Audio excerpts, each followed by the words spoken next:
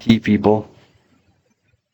But, yeah, it's been a fun day. I don't even know why, because I was messing around with some wire. I unplugged something, and it came on, and then the computer went off. The wire's not connected to anything. I'm looking at the wire, I'm like, not connected to anything. So what happened? Anyways, okay. Moving on. I'll talk about, I know it's Hispanic Heritage Month, I'm going to talk about the person I'm going to talk about on Tuesday. I won't talk about the person today. I'll talk about it on Tuesday because I didn't do it in the other class. So I don't want to have you guys miss anything. Let me see. Whoops. Let me see who's here. Ms. Phelps is here. Ms. Bolton is here. Ms. Donnelly is here. Ms. Jacoby is here. Mr. Kettner is here. Mr. Kazin, no. Ms. McGowan, Ms. Rita O'Neill, Plange, and Wenrick. Okay.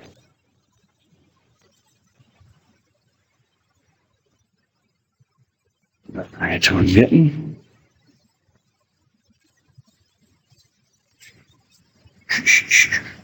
Stop.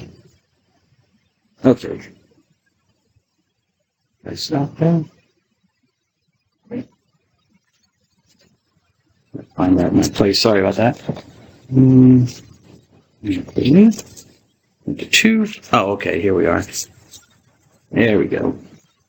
Alrighty. So we're talking about the canon, or I was talking about the canon. And I was pointing out to you that in the Western Church really decides the longer canon for Christians, because there was some question about it, especially in Eastern Christianity, the eastern part of the Mediterranean. If you take the Mediterranean, and, well, I can show you actually. Let me go down here. There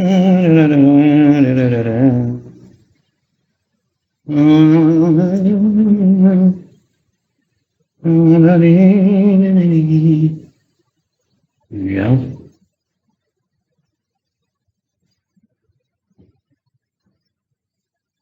See it. Where is it? There it is. It's hard for me to work without my eyeglasses. There we go. Okay, so this is the Mediterranean Sea. Yes? No? Maybe. Okay, thank you. Who said yes? Thank you, Ms. Donnelly. I appreciate that. The Mediterranean Sea, amongst other seas and oceans and stuff like that, because there's the Tyrrhenian Sea, there's the Black Sea, there's the Caspian Sea. So this is the Mediterranean, okay? Mediterranean, in the middle of the land, because here's all the land, and it's in the middle of it, kind of, from their perspective at least. If you draw a line like this, okay, roughly down the middle of the Mediterranean, then you get the west. This would be the west. Yeah, don't do it now. No. And this would be the east, roughly. Okay? So in the west, the longer canon was pretty much established and accepted, especially by the popes of Rome, and they were pretty authoritative in the west. In the east, there was a question. There was, you can maybe tell because they're closer to the Jews. This is Palestine, Israel, and there were Jews in Egypt. I mean, there were Jews throughout the Roman Empire, but a lot of Jews were concentrated over here as well. So, they knew the Jewish traditions, and they knew that the Jews had accepted a shorter canon. So, at least in the east, yeah, gotta make my own fun. There was a question because they knew the history. And so they favored a shorter canon in the West. People like St. Melito of Sardis, as you can see, pretty early, died in 190. St. Athanasius of Alexandria, northern Egypt, so St. Athanasius, 4th century, okay? And we know this because we have some of their comments and their discussions about, what should be accepted into the scriptures. Remember, the Old Testament was probably more settled than the New Testament at this time. There were still a number of writings, even in the New Testament, that people had questions about, like 2 Peter, the second letter to Timothy, the Apocalypse of John. They were read in some churches, Christian churches, but not in others. So there are even some questions about that early on. But this is one of our earliest statements about the canon, which comes from Melito of Sardis. And we don't even have his original. It's quoted in a history book by this man Eusebius, his ecclesiastical or church history in book 4. And he quotes from this lost book. No one's found it yet, but apparently Melito wrote a book called The Extracts. And does anyone want to read this quotation? Go ahead. Yeah. Actually, no. Start with the red, too. Extracts. The same writer gives, at the beginning of the introduction, a catalog of the acknowledged books of the Old Testament. He writes as follows. Melito to his brother Onesimus, greeting. Since you have often expressed a wish to have extracts made from the law and the prophets concerning the Savior and our entire faith, and also desire to have an accurate statement of the ancient book, as regards its number and order, I have endeavored to perform this task. Accordingly, when I went east and came to the place where these things were preached and done, I learned accurately the books of the Old Testament, and sent them to you as written below. Their names are as follows. Of Moses, 5 books, Genesis, Exodus, Numbers, Leviticus, Deuteronomy, Jesus, son of Levi, Judges, Ruth of Kings, of Kings, 4 books. Of Chronicles 2, the Psalms of David, the Proverbs of Solomon, Wisdom also, how do I pronounce? Ecclesiastes, Song of Songs, Job, of Prophets, Isaiah, Jeremiah, of the 12 prophets, 1 book, Daniel, Ezekiel, Esdras, that's fine. Such are the words of mine. Okay, thank you. So this is a quotation, one of our earliest quotations on the canon from Melito of Sardis that's contained in Eusebius's history from a book called The Extracts. We don't have that, unfortunately, but we do have this citation, so hopefully it's accurate. And it seems to be from a letter because the form is in the. He gives the opening of this statement, Melito to his brother Onesimus greeting, and it was a stereotypical way that you would write a letter, and that's usually how you would open a letter. So it's probably quoting from a letter from Melito. And Melito, I guess, is quoting it in his book. But he's writing to someone who's asking him, who wants to know what's the number, how many books should be included in the scriptures, and the order. Okay, and the focus seems to be on the Old Testament because he doesn't give a list of the books of the New Testament. Okay, apparently there's a question for this man Onesimus about, well, what should I be reading from the Jewish scriptures? Although, of course, again, the New Testament is Jewish as well. And so, what did Melito do? He went to the east. He traveled there. Yeah. Good. That's smart. He didn't just read about it, or he went to get the experience himself. He talked to people from the east, probably Jews, I would imagine, and asked and tried to discover what were the books of the Old Testament. And so he writes down below what he found. And you can, I think, see, just looking at it, that some of the books that I mentioned in the Deuterocanon are obviously not here. Tobit's not here. Judith is not here. The books of Maccabees are not here. But it's interesting, okay? Again, it shows you the question mark that was going on with the canon. The church hadn't fully figured out what should be in the scriptures yet. Because, the Torah is set, that's fine. Jesus, son of Nave, that's the book of Joshua, okay? Joshua, son of Nun. And you should know this, Mr. Morita, because Joshua is... What is Joshua? What's another form of? What's another form of Joshua? I realize. Oh, Mr. Morita! Well, I'm still getting paid. Jesus! Jesus in Greek comes to us through Latin as Jesus. It also comes to us through Greek as Joshua. Yosue. Okay? But it's the same name. Okay, so there's actually a book of Jesus in the Old Testament. The book of Joshua. There's another book of Jesus, right? What's the other book of Jesus in the Old Testament? It's in the Deuterocanon. I'll give you a hint, Mr. Blaine. It's in the Deuterocanon. Looks like the first five, Lord. Huh? What's Deuterocanon? Is that the first five? What's the Deuterocanon? What did arrow through my heart? What's the Deuterocanon? These extra books that were sometimes questioned as being part of the original canon or part of the canon of the Old Testament. Jesus, son of... Nazareth. Huh? Nazareth? Nazareth? Yes, God. Good guess. Good guess. Or Joseph? Nope. Nope. Jesus, son of Sirach.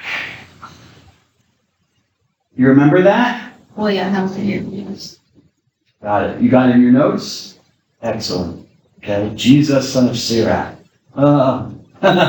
So there's another book of Jesus in the Bible, at least the Catholic Bible and the Orthodox Bible. So we have the 4 books of Kings. Yes, they call them kings or kingdoms, but it includes 1st and 2nd Samuel.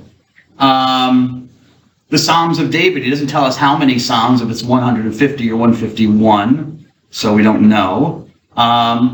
Notice, looky, Dr. Dunn found a cookie. The Book of Wisdom. So he does include one of the deuterocanonical books, the Book of Wisdom, in his list. Ecclesiastes, okay, Song of Songs, Job, Prophets. Jeremiah, notice he does not mention the Book of Lamentations, which the Jews accepted. But you have to understand that when they said Jeremiah, they included other books written by Jeremiah. So Lamentations was supposedly by Jeremiah. So when they say Jeremiah, you can assume they also mean Lamentations. But they also sometimes mean Baruch, the book of Baruch, and the letter of Jeremiah, which he doesn't specify, so we don't know. He includes those as well. The 12 prophets, just one book, as you know. Esdras is one book, but actually Christians separate it into 2, Ezra and Nehemiah, but the Jews don't. They have it just one book. But Ezra and Nehemiah are separated by Christians. So maybe that indicates his Jewish source, that he was talking to Jews, because it's one book. So there you go. So, it's obviously a shorter canon. It doesn't include all the Deuterocanonicals, but it does include one of them, and possibly 2 others. So there you go. And you might, before I forget, you might also notice that the book of Esther is missing. Remember Esther, which never mentions God, at least in the Hebrew form. In the Christian form it does. But I should say the Jewish form, because some Jew wrote extra bits to the book of Esther and added on to it with statements about God. Esther's not there at all. So it approximates the Jewish canon, but it's not exact. It's not exact, okay, which is interesting. St. Athanasius, to go back to him, he did favor a shorter canon as well, but he's important more for the New Testament scriptures, because in his Festal letter, which he wrote around 367 AD, it's a Festal letter number 39. Why did I put that on the PowerPoint? I wonder why. Maybe because I quote from it. Okay. But in his Festal letter number 39, I think I have it on the PowerPoint, so that's St. Augustine. I might come back to St. Augustine. I want to find Athanasius. There it is. Athanasius is important for the New Testament. I give the full quotation here. He mentions the Old Testament up here. These are the books of the Old Testament, 22 in number, the letters of the Hebrew alphabet. For as I have heard, it is handed down, this is the number of letters amongst the Hebrews. So apparently that was the standard for them. They wanted to cram everything into 22 books for the Hebrew alphabet. And so I guess maybe that's why they cut out some of these extra books. They might have had other reasons as well, but I don't know. But notice that even in his list of the Old Testament, he does explicitly include Baruch, the book of Baruch, which Jews did not accept and don't accept. And he also included the epistle, the letter of Jeremiah, which again, Jews don't accept. So it's not exactly the same as the Jewish canon as well. He does accept some extra stuff.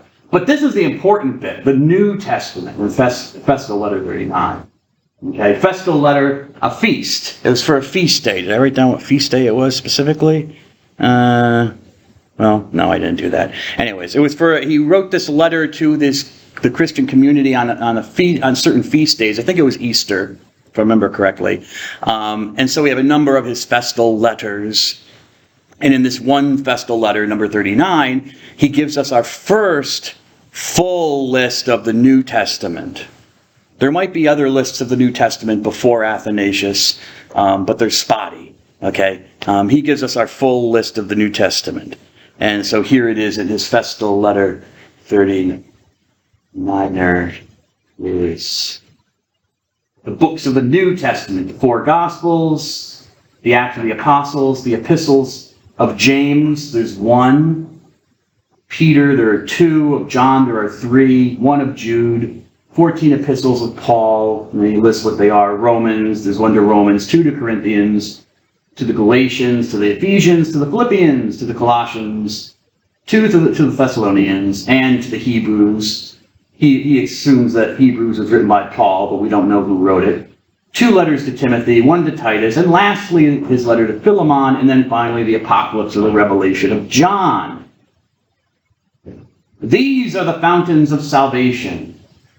In these alone is proclaimed the doctrine of godliness.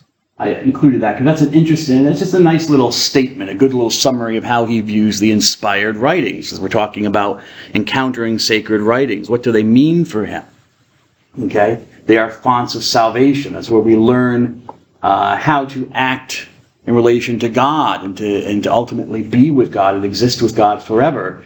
And that's where you will find, well, the doctrine of godliness, living, you could also say righteousness as well. Remember what Paul says in 2 Timothy, that the scriptures are inspired of God and that they can teach us to live righteously, which means righteousness means acting rightly according to God's will. Okay, so he kind of repeats that idea here of living in godliness. Okay, so there were questions, and I could probably do a whole bunch of classes on the canonical lists. We have some that are earlier than this, maybe, that are interesting, and of course older, but I'm not going to. The long and the short of it is that there were question marks, and people were trying to decide. The Western Church kind of had it figured out by the 4th century. The Eastern Church was still a little bit unsure, but eventually I think because it was the Church of Rome, which had a lot of acceptance and a lot of respect for the Church of Rome, that eventually carried the day, even in the Eastern Church. Even though at the beginning there was some tending towards the shorter Jewish canon. The list of books in the Bible, in a Catholic Bible at least, Roman Catholic Bible, was not officially established in the West until the Council of Florence in 1442. I put that in the PowerPoint. Did I put that in the PowerPoint? No, I did not, so I'll have to write it. 1442, the Council of Florence, a universal council, like Vatican II was, and Vatican I. Actually, it was a reunion council. It was meant to reunite the Eastern and Western churches after they had separated. Yes, and it was held in Florence in Italy. And so they wanted to define doctrine a lot. There was a lot of definition of doctrine going on, things that might be disagreed about between the Eastern and the Western halves of Christianity. So they wanted to make clear what they were believing if they were going to be reunited in communion again, even though they really shared a lot of the same beliefs. But one of the questions was the canon. What books should be in the Bible? Because that was still, up for grabs for some Christians, even as late as that. So in 1442, we get our first statement where, God bless you, there's an official definition in all the books that you find in a Roman Catholic Bible, and for Eastern Catholics like myself, who are in communion with Rome, are there. The canon, however, has not been officially established yet at all in Eastern Orthodoxy. So those churches that are in the Eastern part of Christianity, but are not in communion with the Pope of Rome. So the Greek Orthodox, Bulgarian Orthodox, Russian Orthodox, and also you might include other churches that are not. I can't get deep into this because I go down a rabbit hole. But there are churches that are called Oriental Orthodox, like the Copts in Egypt, the Ethiopians, the Armenians, who are not Eastern Orthodox. They're Oriental Orthodox. Kind of means the same thing. So I know the terminology can get confusing, but they also have never, as far as I know, defined their canon. So Eastern Orthodoxy, it's still based on tradition, what has been handed on, what's the tradition that's been handed on in the church, whereas in Roman Catholicism, at least, it has been established. Now, you will oftentimes hear, see it on the internet, you'll even read it in books, even legitimate books, authoritative books, that actually the canon of the Old and New Testaments was established at Trent, the Council of Trent, also in Italy, in northern Italy. Trying to think what years did they meet? 14 or 15 something. I always remember the end is 63, but I can never remember when it started. Someone looked that. I'll give you one extra credit point. Look up for me the dates of the Council of Trent. Council of Trent. Yeah, go ahead. Discussion of who was in favor of the shorter versus longer canons. They were discussing it to see whether they get the New Testament or what was it in regard? Discussion on the canon?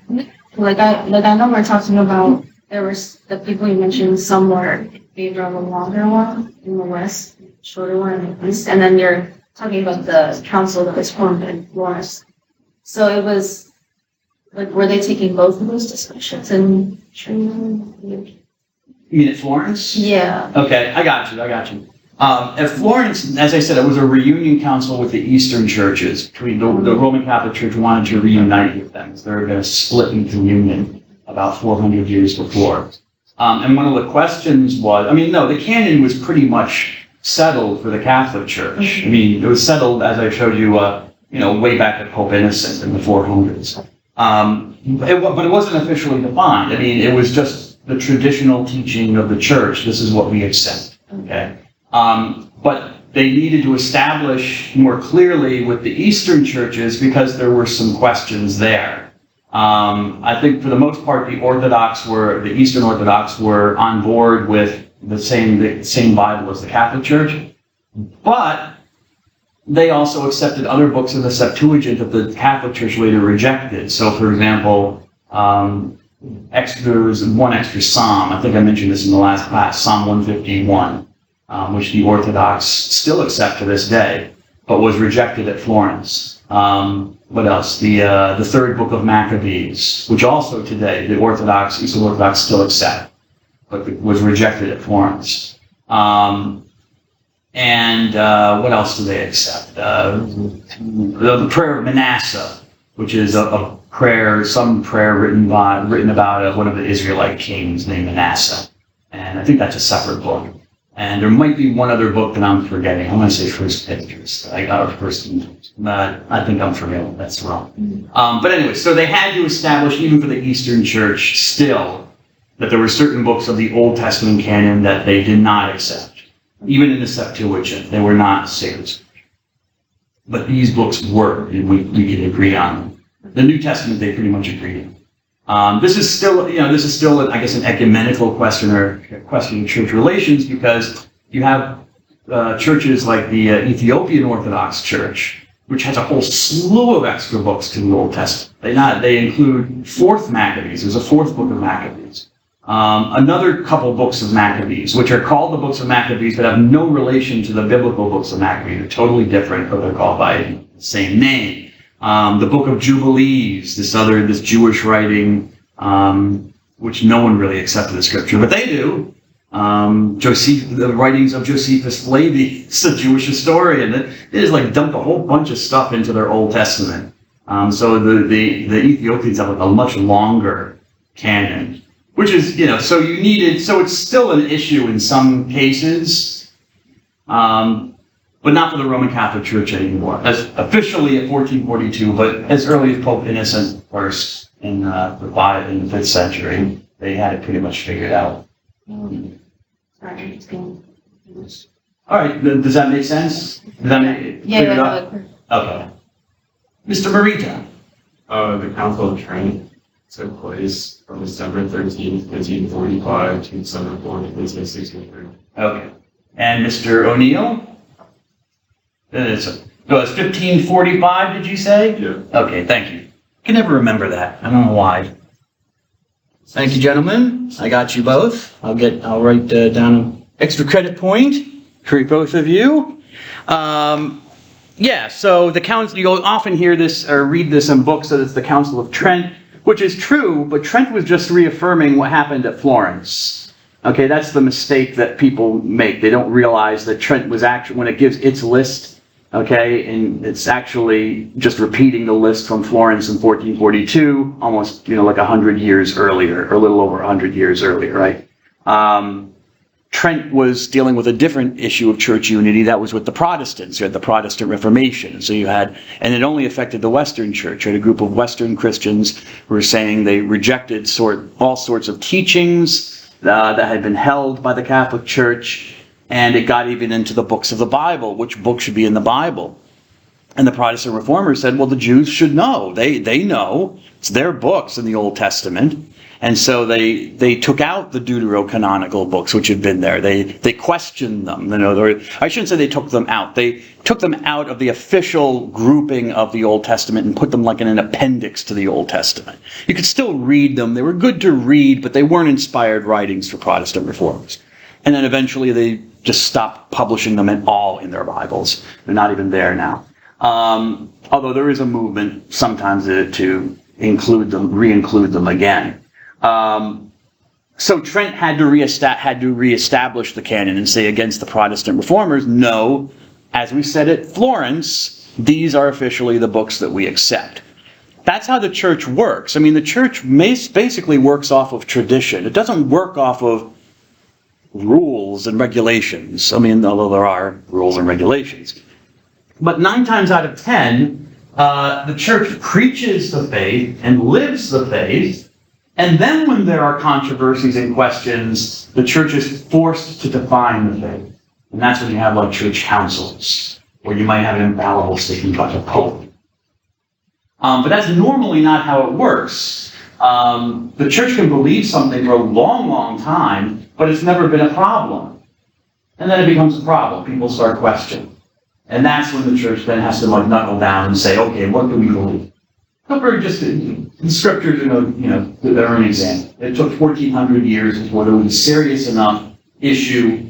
They really wanted reunion with the Eastern churches. They had to get the scriptures right. They had to at least make sure their source material, they were united. You couldn't be united in faith and not be united in your source material. So they just had to. Now, we already know from 1,000 years before, from Pope Innocent, again, not to beat a dead horse, that the Church of Rome already knew which books they accept. But it wasn't official. Okay, and sometimes I want to mention that because people sometimes get hepped up on that and worried about that, like, has the church officially taught about evolution, or has the church officially taught this? And if you say no, then it's like, okay, I don't have to believe that. People kind of come away with that.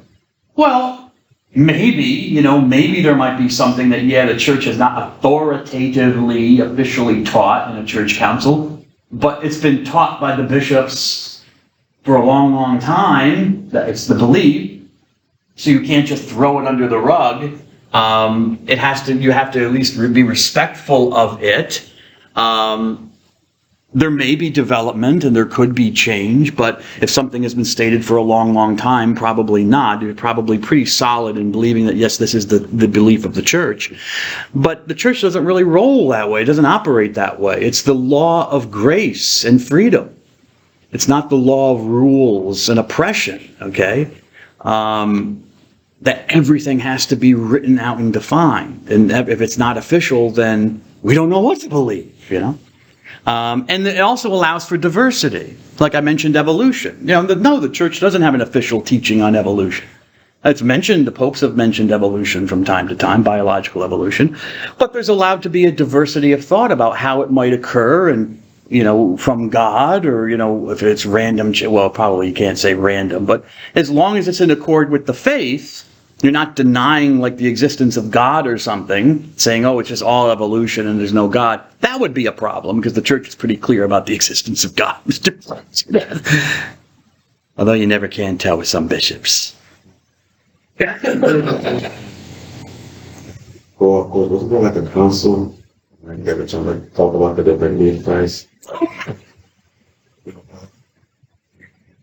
Nicaea. Yeah, I mean, the Catholic Church believes Jesus is God in the flesh, and that he was a divine person who became flesh. But that was not officially defined, or at least that relationship was not officially defined until the 300s. So it took them like 300 years, and only because there was a controversy. Someone questioned it. Someone started thinking about it and saying, no, I'm not sure I believe that anymore. The church said, well, we do. Okay? So I just wanted to point that out. Something else I wanted to say about either Trent or Florence. Oh yeah, there's some little funny story, but I'll leave that. It would take me too far afield. Going back to St. Augustine, I want to say, because St. Augustine, I think. No, okay, I'll pass it for St. Augustine. You're just saying the same thing. He's giving the longer canon, so I can move on. Moving on to the New Testament now. The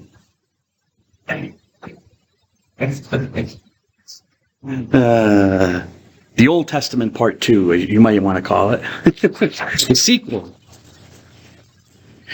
We've got a great new character. You'll love him. He's a really nice dude. Not like that Old Testament God who's always grumpy. So, we have no record of Jesus himself actually writing any of his teaching down. We have no record of that. Doesn't mean he didn't do it, but, we just have, it's not preserved for us if he did. We have no record of him actually doing it. And he also, we do know that he never apparently told his followers to go out and write books about him. Remember, they had scriptures already. Jesus worked from the Old Testament, that he had as a Jew, and the apostles did as well. They already had scriptures in a way. You could say they didn't really need scriptures about Jesus, okay? Especially if Jesus was the fulfillment of the Jewish scriptures. So it doesn't mean that, it doesn't mean that his followers shouldn't have or couldn't have composed sacred writings, but as far as we know, there was no command to do so. When Jesus commands them, what Jesus commands them to do is to go out and preach his message and to do good works, heal people, raise the dead, do stuff like that. When Jesus commands, nowhere does he command, go out and write something about me. So, but we do know that did happen. We know that happened, that writings appeared, because writings appear. We start seeing in the record, the archaeological record, what else would you call it, manuscript record, the appearance of specifically Christian writings about Jesus of Nazareth appear. We see them appearing, and we see them being added onto the church's reading of the Old Testament. As I mentioned to you before, have you ever thought about the fact that the New Testament comes after the Old Testament? It doesn't come first, which you might expect. If Jesus is the real important character for Christians, you might have thought that they would just stuck their stuff first. So you get to Jesus first, and then all the other stuff that happened to the Jews before that is like, okay, you can read that too. But that's not what the church did. They added them on, just because historically they come later. And also there's a symbolism there of Jesus being the completion and fulfillment of the inspired writings. So, what does the New Testament do? It basically encapsulates, and this I think applies to all the sacred writings. They encapsulate and hand on in a special, divinely revealed way the church's memory about Jesus. They're memoirs. They record the church's memory of Jesus, okay, in different ways, okay? So we have the New Testament appear, the New Covenant in Jesus. And the New Testament is divided, just like the Old, into 4 sections. Gospels, one book called a history book called the Acts of the Apostles, a whole bunch of letters by different people, and then finally an apocalypse, which is called apocalyptic literature, the Apocalypse or the Revelation of John, which is just one book. Right. Let's start with the Gospels. I'm going to start with the Gospels first, because they come first, because they are about Jesus. Okay, they weren't written first necessarily, but they come first amongst the writings because they're about him. So the word gospel, if I haven't defined it before, means literally good news. It comes from the Greek word for good message, which I might have already told you. Euangelion is a message, news, okay, but the good message. The good message. And it's a type of literature, here's your definition, a genre of Christian literature that contains the details of Jesus' ministry and teaching. And it was a new genre. I mean, scholars today still debate and question what are the Gospels? Are they biographies? Are they just lists of stories of the virtues of Jesus?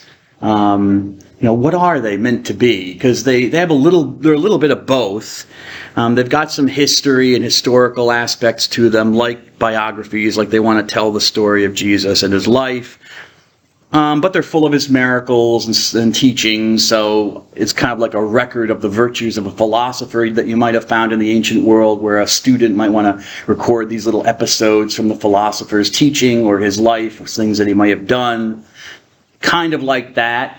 But they're not exactly the same, so we're not exactly sure. It seems to be a genre that is unique to Christianity. We first have a gospel per se when we have Christianity, these Christian writings. And the Gospels comprise the main focus of the New Testament. Of course, they come first in the New Testament, but they are the focus. And there's really only one good message: Jesus. Okay? And that message is told in 4 different ways. Okay? Matthew, according to Matthew, according to Mark, according to Luke, and according to John. Okay? So there are 4 different sets of tradition about this one man, Jesus of Nazareth. Which is a good thing, because if you just have one gospel, that would be it. You'd have to deal with just one gospel, and you have nothing to compare it to. Here you have 4 different portraits of Jesus, which, can make life difficult for some people if they read the Bible a little too literally, because they're like, Mark says this, but Luke says that, so which one is right? But on the other hand, it's good for verification purposes because you have more witnesses to compare. So you wouldn't know that if you just had one gospel and the story had just been set. You don't know what was taken out or what might have been added to the story. Okay, you couldn't compare it to anything else. Like other sacred writings, like the Quran. The Quran, you only have one Quran in Islam, one sacred book. Were there other versions of it? Yes, but most of them were burned. I believe it was Uthman, a man named Uthman. I think it was Uthman, one of the successors of the Prophet Muhammad, was concerned that you had all these copies of the Quran lying around and they didn't always agree. But they were supposed to be like the literal word of God, like that, because Muhammad didn't write the Quran. He just saw it and recited what he saw the words saying in heaven. And it was literally written by God in Arabic. So God can't be wrong.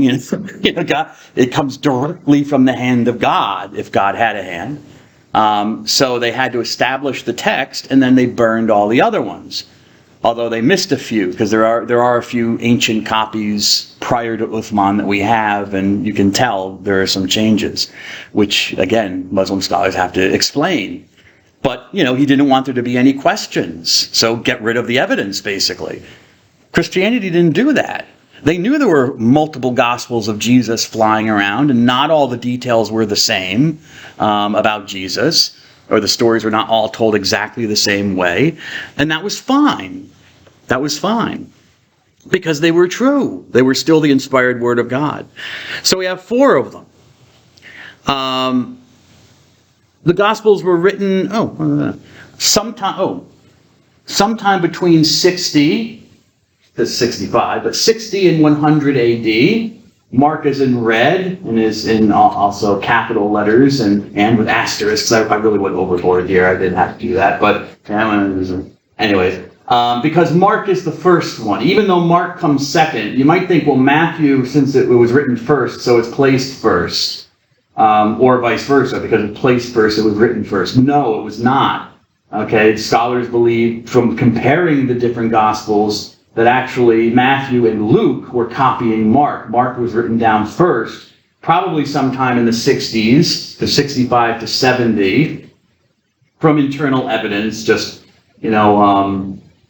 usually, I guess I'll just tell you this because it's important, but 70 AD is a big major date, and it helps us to date the Gospels because the Jewish temple in Jerusalem was destroyed by the Romans. Okay, there was a revolt amongst the Jews against the Romans of several years. There was a war, and the Romans won it, and they destroyed the temple in Jerusalem, and it's been destroyed to this day. You can go to Jerusalem and see the remnants of the temple that the Romans destroyed, and it's never been rebuilt, or at least hasn't been rebuilt yet.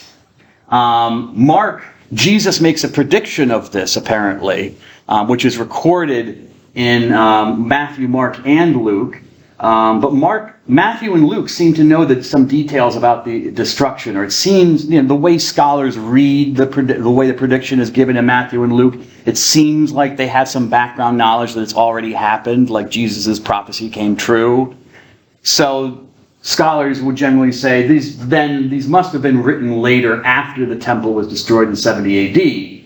In the version in Mark's Gospel where Jesus talks about the future destruction of the temple, there doesn't seem to be knowledge that it's happened yet. It's just a prediction by Jesus, which does eventually happen.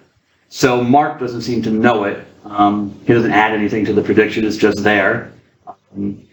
So that would seem to indicate that Mark was written sometime before the destruction of the temple in 70. So that's where we get to the 60s or 70 AD.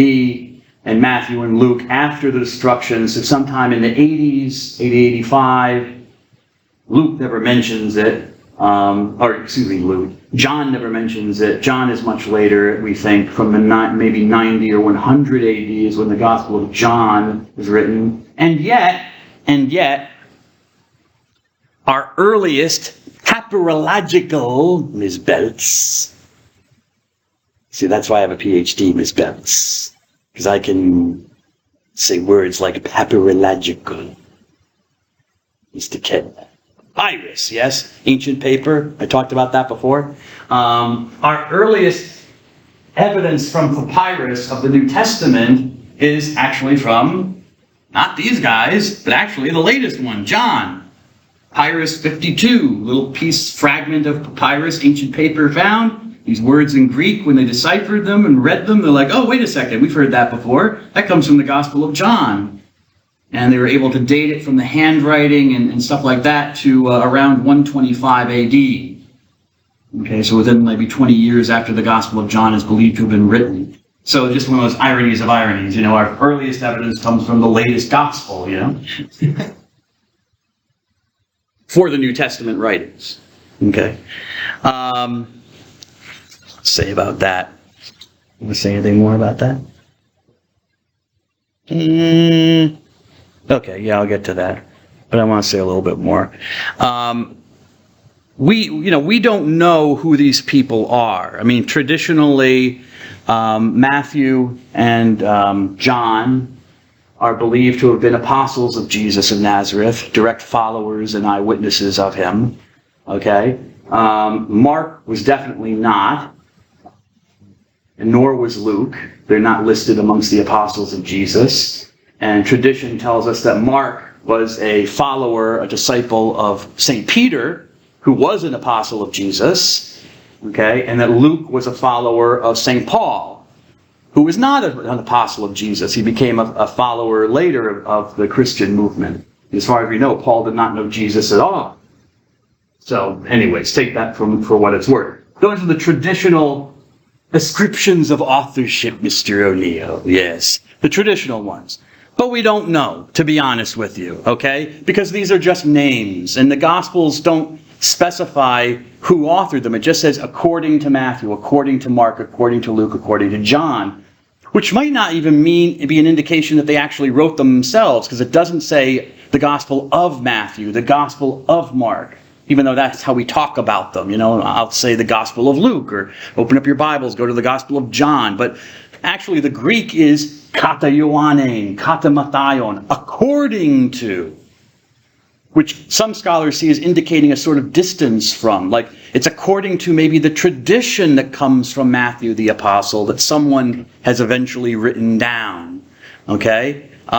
Certainly in the case of Mark, the story is that Mark was a follower of Simon Peter who knew Jesus, was one of his closest, if not the closest follower, and Mark listened to Peter preach and eventually decided to write down what he heard Peter preaching.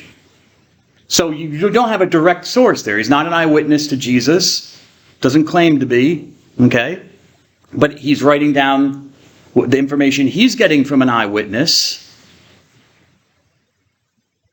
So could some of this stuff be eyewitness testimonies? Well, some of it, if we believe that Matthew and John were apostles, then we have possibly eyewitness testimony of Jesus. But certainly in the case of Mark and Luke, we know we don't. Okay, because Mark was a follower of Peter, who was an eyewitness of Jesus. Luke, you know, if you've read the Gospel of Luke, well, you will read Luke later, I hope, opens up his whole Gospel by saying, I had to go investigate. I went to preachers of the Word and people before me who had written about Jesus, and I investigated to find out the facts so I could write them down in an orderly manner. Okay, so he admits that he's not an eyewitness, that he had to go to other sources. There were other writings, apparently, that we don't have anymore, about Jesus that he went to. Okay, so that's the situation there, and that's okay. We don't know, and even still, these names are just names because Matthew's not an uncommon name. It's a Jewish name. We know that, Matityahu. Johanan, we know, or Yehohanan, John is a Jewish name. Mark and Luke are not Jewish names. Marcos and Lucas are pagan names, Gentile names. But they never identify exactly who they are. Matthew doesn't say, oh, I'm Matthew, by the way, the tax collector. John doesn't say, oh yeah, I'm John, the beloved disciple of Jesus, that I'm called the beloved disciple. Mark doesn't say, oh yeah, I'm Mark, I'm a disciple of Peter, I'm writing this gospel to you. They just don't. So we have the traditional views, and then modern scholars would say, we have no clue. We don't know who these people are. We just know that they're names that were put to the Gospels, and we don't know exactly who they are. We know what historical tradition says they were, who they were, but we don't know exactly. And, I'm surprised by that. It's 2,000 years ago. But I don't have a problem with the historical tradition. If I get up to heaven and find out that, that it's actually Matthew the tax collector and John the apostle, okay, the New Testament scholars were generally wrong. No, it was the historical traditions. Say, okay, Ms. Wenrick, I'm like, that's great, God. Where's the Indian buffet? Just direct me to the Indian food. That's all I want, Yes. Oh, yes. Oh, yes, Indian food, the best food in the world. Yes.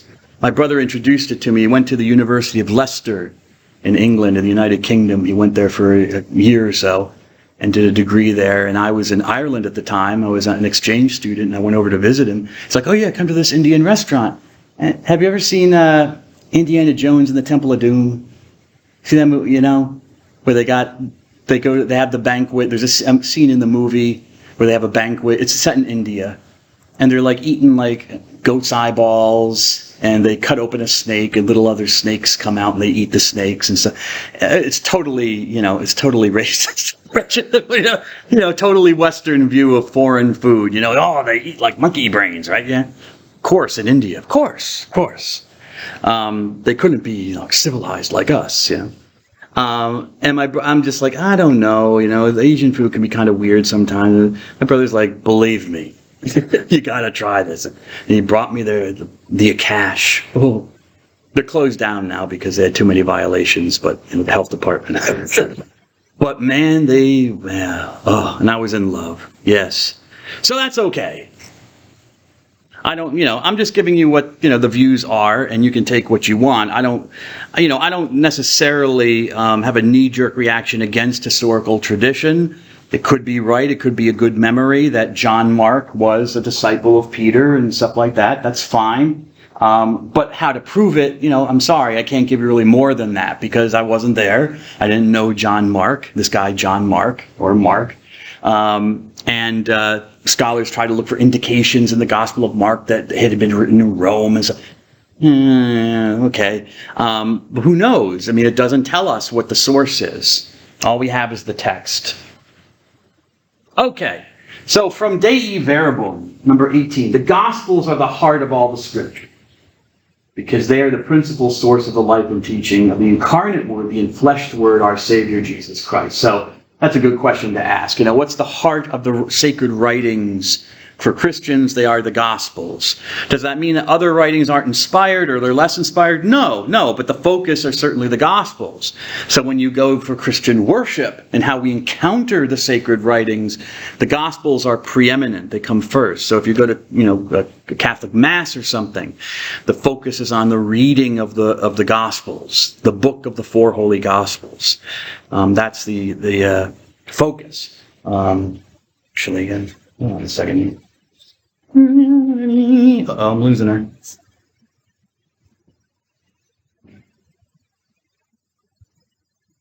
Says she's sorry, but she's going anyway. I was like, she says she's sorry, and she sits back down.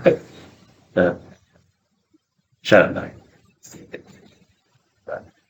Let me see. I just want to check something because I might have a video. Let's see. Do I? Where is it here? It's encountering sacred writings. There we go. No, I guess I didn't bring it. Or maybe I put it in Christian stuff. You see your Christian faith. No, I guess not. Okay, don't worry about it. I just thought maybe I had a video of, maybe I'll bring it next time, of a deacon chanting the gospel at St. Peter's Basilica, just to show you. Show it next time.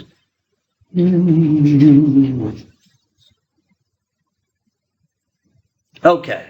I'm not going to go over most of this. Don't worry about it. This is me being obsessive compulsive. But I just wanted to let you know this. And what is the relationship between the Gospels? Okay? Because I told you already that we think that Mark was the first Gospel written, and that Matthew and Luke probably copied from Mark. They used Mark as their source material. Okay? But they added other material that they had. All right? Why do we think this? Because almost the whole Gospel of Mark is contained in each of these Gospels.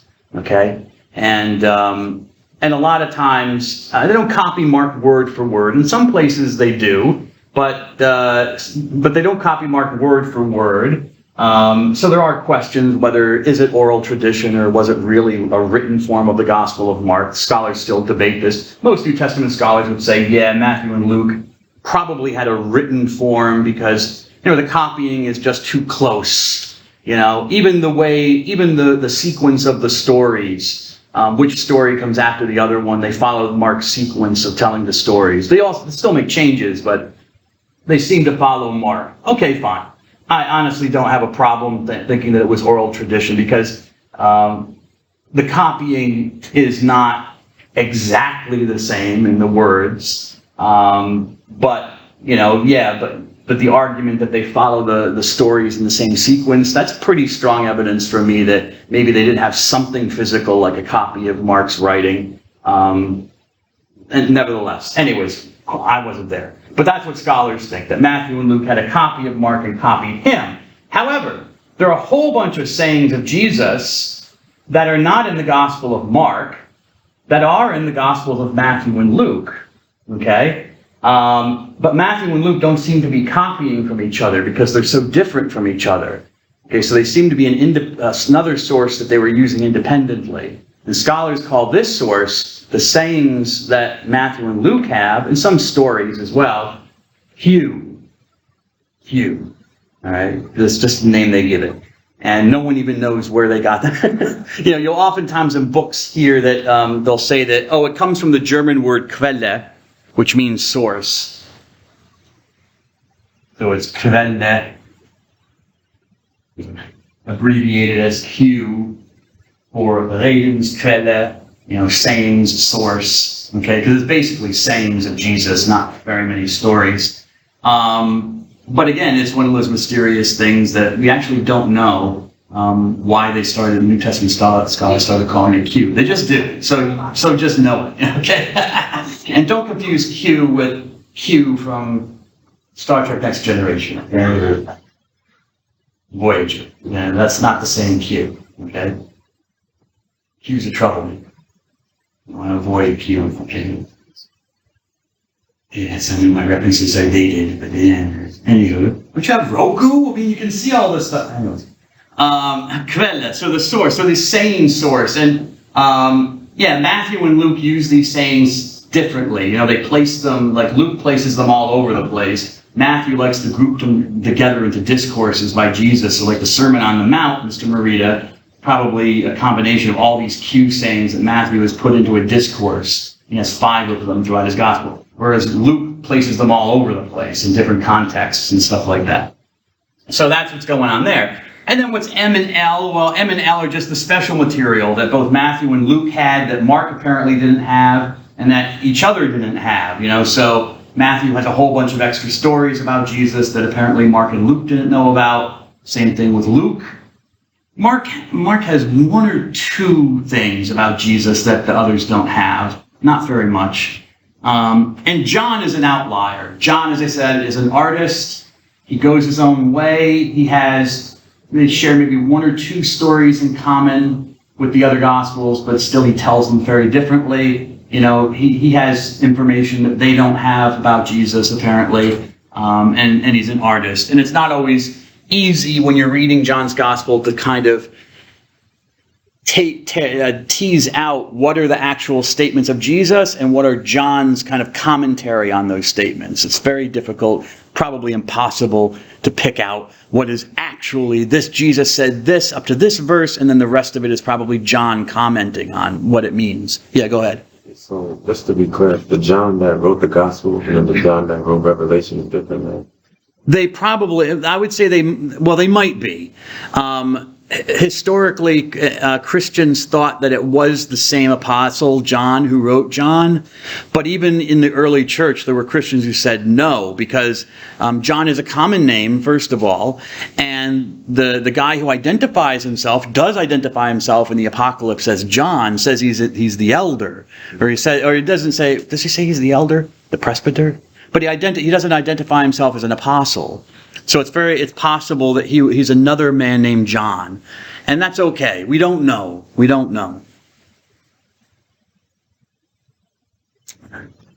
get to that when we get to the Apocalypse. Okay, the next thing that comes after the Gospels is Acts of the Apostles, which is 1 book, and it's properly a history. Okay? Written by Luke. Luke actually wrote his Gospel as part 1, and then Acts of the Apostles as part 2 of the same work. So really, the Gospel of Luke and Acts of the Apostles should be read together, because they were meant to be read together by Luke. And Luke is, if you want something, Luke is probably as close as you're going to get to ancient history or historiography, history writing in the Gospels as you're going to find. But you have to remember, ancient history writing was not the same as our history writing today, okay? Yeah, they wanted to record facts and they wanted to record events exactly as they happened, or as close to as possible as they happened. But in ancient history, there's also a lot of interpretation that goes on by the historian, the one who's writing, okay? And that gets interjected and inserted into the story, okay? So you just have to be aware of that, because sometimes people get all kind of worried, like, well, Luke says Jesus said this. Did he really say that, or is that Luke writing? It might be Luke writing. It might be Luke thinking, like, this is what Jesus would have thought in this situation. Okay? Just for example, when Jesus is being nailed to the cross, Jesus says, Father, forgive them, for she knows not what she does. Or I should say, she knows not what her thumbs do, right, Ms. Wenrick? Anyways, yes, my people. Okay, but Jesus says, he's being nailed to the cross in Luke's gospel, and Jesus says, Father, forgive them. God, forgive them for what they're doing to me, because they don't know what they're doing. Okay? And it's a beautiful moment. I think it's a beautiful moment, a touching moment. It shows something authentic about Jesus and how merciful he was and forgiving. He lived his message of forgiving even those who were killing him unjustly. He thought, obviously, his enemies didn't think so. However, it's only in Luke's gospel. It's not in the other gospels, and they don't record this. So it's part of Luke's special material. And even in some early manuscripts, which are not the best manuscripts, but hey, these verses are lacking, actually. This verse is not there. So some scholars argue that this has actually been added later. It's a gloss, as they say. It's a later addition that was made in other manuscripts and then found its way into the Gospel of Luke. I don't know. I consider it authentic also. But it does show it's not against who Jesus was. It does show who Jesus was. Could it be Luke's meditation on Jesus? Even if Jesus didn't actually say those words, is what Jesus would have said. Possible. Okay? And that would still be considered historical and historical writing according to the criteria of the ancient world, because you're interpreting within the line of thought of the person. Okay, you're not distorting who they were. If it's a distortion, then you got a problem. If it's like Jesus is being nailed to the cross and he says, "You SOBs, you're gonna burn in hell. Don't you know you're killing God?" Then you might say, nah, Because there are stories like that didn't make it into the New Testament. I'll mention some of them later, especially stories of when Jesus was a little boy and he was a nasty little thing. He was a little wiener, And the Christians looked at that, and the church looked at that and said, that's not the Jesus we know. So anyway, just so you know that. So Acts of the Apostles, what is his purpose? Again, he wrote it certainly after his gospel. So it's either 80 or 90 is when he wrote Luke Acts. He wrote Acts of the Apostles. And what is it meant to be? It's a history of the early church. It's basically Luke describing the expansion of the early church out into the world from his perspective. And it's basically in two portions. The whole first part of Acts deals mainly with St. Peter the Apostle, and then the whole rest of it deals with this man named Paul of Tarsus, St. Paul the Apostle, who was never an apostle of Jesus, but he becomes one in some way. Jesus appears to him and makes him an apostle. Okay? Yeah. So that's Acts of the Apostles. After Acts of the Apostles are placed a whole bunch of letters. Letters, which were written anywhere from 50 to 125 AD. Do you notice something about that date? Those dates? Especially in relation to the Gospels, Ms. McGowan. Does that spark a question in your mind or some kind of revelation of sorts? Well, let me ask you, Ms. McGowan, when do we think earliest that the Gospel of Mark was probably written? You don't know. Weren't you looking at the PowerPoint? It's right there on the PowerPoint. Yes, Mr. Kettner. These were written before the time. Oh, yes, you noticed that, sir. Good, very good. Stop learning, sir. You're going to make me look bad. Mr. Kettner, yes. Okay, some of the letters that we have are earlier in the Gospel. So the Gospels come first. It's like with the Gospel of Mark. Mark's not first, but it was written first probably. Well, the Gospels come first in the New Testament, but they were not written first. We have letters of Paul that date earlier than them. So they're actually not our earliest documents about Jesus of Nazareth. The letters are, okay, from 50 to 125. And we have three kinds. We have mostly letters from Paul the Apostle, this man Paul of Tarsus. A letter called the Letter to the Hebrews, which is anonymous. We don't know who wrote it. And then we have a series of letters written by other Christians. Peter claims to be Peter the Apostle. James doesn't say exactly his relationship to Jesus, but most scholars think he's one of Jesus's relatives, one of his brothers. John, maybe the gospel writer, but he calls himself John the Elder, the presbyter, the priest, so we're not sure, but his name is John, apparently. Well, actually, I shouldn't say that because the letters don't specify his name John. He just calls himself the Elder. We're going on tradition here. And then Jude, who might be one of the apostles. There was an apostle, Judas, Jude. Is it just Jude? No, James, son of Alphaeus. Yeah, just Jude, also called Thaddeus. Might have also been a brother of Jesus. We don't know. Might have been an apostle. So those from other Christians. So those are the three types of letters that we have. Most of the letters in the New Testament come from this man, the Apostle Paul. In fact, most of the writings in the New Testament are attributed to Paul or have a connection to Paul. The Gospel of Luke, if Luke was a companion of Paul, is connected to Paul. And then we have his letters. His letters make up actually, just his letters alone make up the bulk of the New Testament, interestingly. Not the Gospels. And we're able to date at least one of his letters, the first letter to the Thessalonians, to around 50. Okay, from things he mentions in the letter. We know some of the historical figures that he mentions and when they were in existence. And so we kind of get a sense of when we know this letter had to have been written at least by this time, if he's mentioning so-and-so. So the first letter to the Thessalonians is our earliest, dated maybe late 40s, but around 50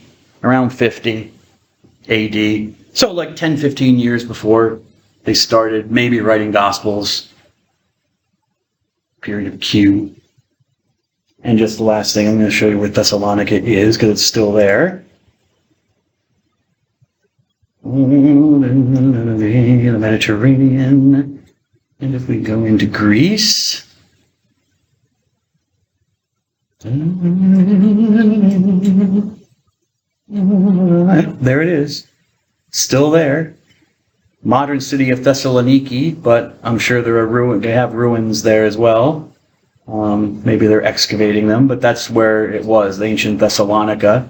So we wrote 2 letters to the church community in Thessalonica. And that's our earliest writing. So that's something I would ask you on the quiz, the next quiz, try to trip you up, the Gospel of Mark was the first writing of the New Testament. No. First Thessalonians, Dr. Dunn, That's apparently our earliest writing of the New Testament. Okay, I'll end here and come back to this on Tuesday. God bless you all. Have a good weekend. Is the PowerPoint published on Canvas? The last one I can see is just what is an account. Oh, wait a second. Did I forget to put it on Canvas? I'm sorry. I might have forgotten to put it on there. I'll put it on there today. Okay. Sorry about that. All right. Thanks for having me. Have a good day, sir.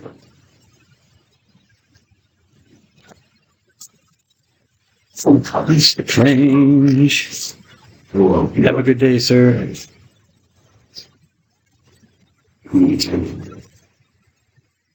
Bye. Have a good day, miss. Have a good day. Okay, greatest commandment. Good weekend. Have a good day, miss. Thank you. You too, miss. Have a good day, miss.